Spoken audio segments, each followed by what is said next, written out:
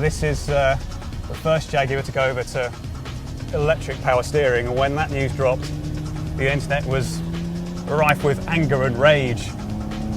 But I can tell you they've done a bloody good job of it. It's accurate, the weight is spot on, feedback is still pretty good, and it's up there with the hydraulic systems that Jag's been using in cars like the F-Type. The damping is absolutely superb. It feels so stable, even when I'm ham-fistedly driving it like an idiot around this track. Quite frankly, I just want to stay here all day.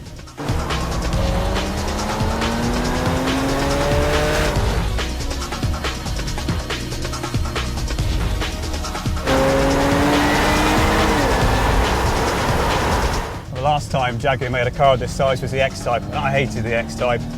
I hated its stupid faux retro looks. I hated the fact that it was based in a Mondeo. And when it was killed off, quite frankly, I was glad to see it gone. Things are very different this time around. The XE is based on a whole new rear-wheel drive architecture, and the whole thing is 75% aluminium. Despite all the aluminium, it's actually around the same weight as a BMW 3 Series, but don't go thinking that signifies a bit of a balls up from Jaguar. Actually what they've done is spent those weight savings elsewhere with carefully thought out design choices. For instance, by putting more meat in the suspension. At the front is a double wishbone jobby rather than the more usual McPherson strut, and the rear is rocking a posh integral link setup, where multi-link would be the norm for a car of this size. It's when you drive this 336 bhp 3-litre V6 version that you can really appreciate the thought and effort that's gone into that chassis.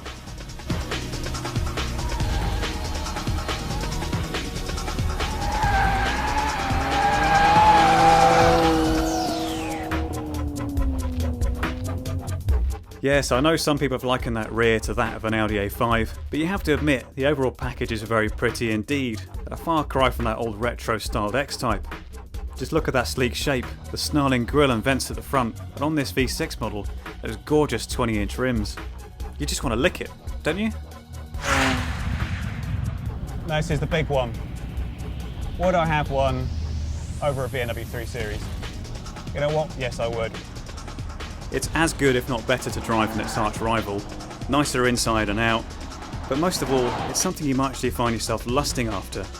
It's now the best car in its class, so if I were BMW, Mercedes or Audi right now, I'd be pretty worried.